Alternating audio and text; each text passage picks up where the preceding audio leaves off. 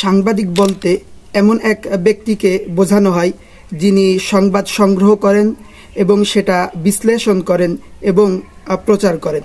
নবী বলতে এমন এক মহান ব্যক্তিকে বোঝানো হয় যিনি আল্লাহর নিকট থেকে ওহীপ্রাপ্ত হন এবং সেটা মানুষের নিকটে প্রচার করেন।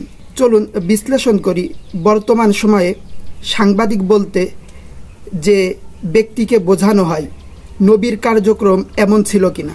একজন সাংবাদিক সে বিভিন্নভাবে সংবাদ সংগ্রহ করে, কিন্তু নবীরা সাংবাদিকদের মতো সংবাদ সংগ্রহ করতেন না, বরং তাদের উপরে আল্লাহর পক্ষ থেকে ওহী নাজিল হতো। আল্লাহ সুবহানাহু ওয়া তাআলা সূরা নিসার 163 নম্বর আয়াতে বলেন, ইন্না আওহাইনা ইলাইকা কামা আওহাইনা ইলা নূহি ওয়ান নাবিয়্যিনা মিন বাদি।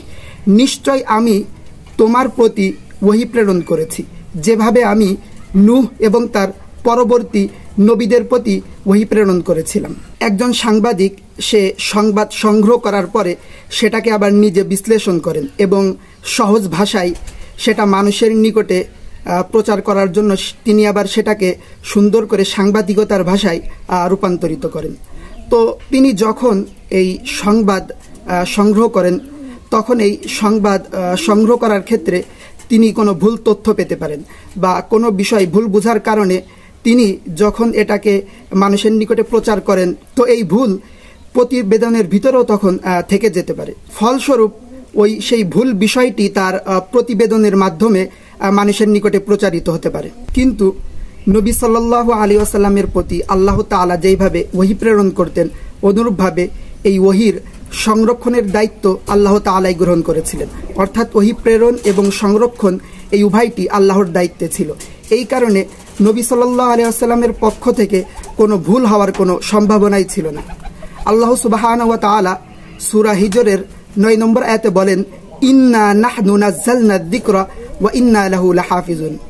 অবশ্যই এই জিকির অর্থাৎ কুরআন আমি অবতীর্ণ করেছি এবং এর সংরক্ষণকারী আমি নিজেই। কোনো সাংবাদিক যখন কোনো সংবাদ প্রচার করেন তখন নিজের স্বার্থ কিংবা কোনো দলীয় স্বার্থ কিংবা কোনো হামলা হুমকির ভয়ে তিনি পরিপূর্ণ সত্য প্রকাশ করতে পারেন না।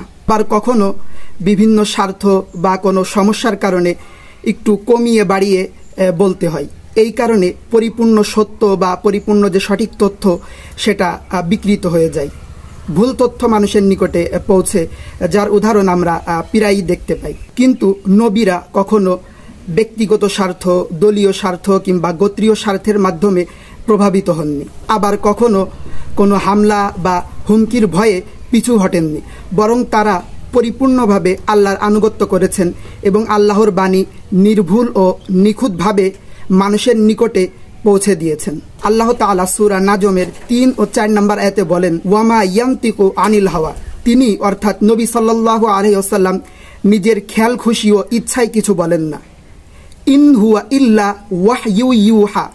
এটা তো কেবলমাত্র ওহী যা তার প্রতি প্রেরণ করা হয়। এই আলোচনা থেকে একটি বিষয় স্পষ্ট হয় যে সাংবাদিকতা এটা এমন একটি পেশা যেখানে তথ্য সংগ্রহ, তথ্য বিশ্লেষণ এবং সেটা প্রচার করা, এটা প্রত্যেকটি ধাপেই ভুলের সম্ভাবনা রয়েছে।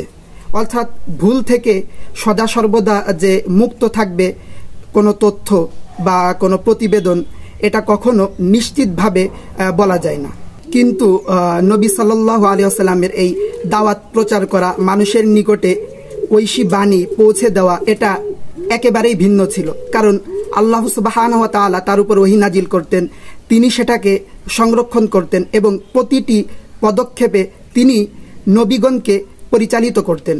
আর নবীরাও পরিপূর্ণভাবে আল্লাহর আনুগত্য করত এবং নির্ভুল ও নিখুঁতভাবে এই বাণী মানুষের নিকটে পৌঁছে দিত। তাই এই নববী দায়িত্বকে সাংবাদিকতার সাথে তুলনা করা বা নবীকে সাংবাদিক বলা, এটা নবীদের মর্যাদা ও শানকে খাটো করার শামিল।